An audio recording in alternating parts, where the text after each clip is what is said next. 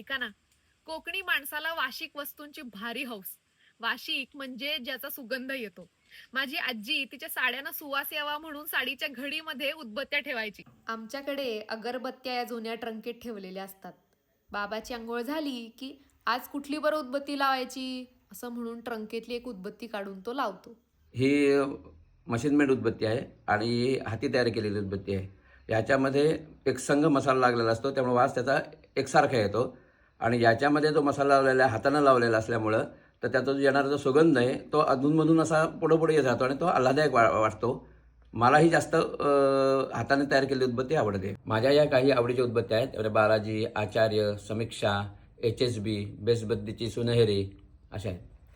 साई उजाला आणि सायकलची ही यज्ञ मला प्रचंड आवडते.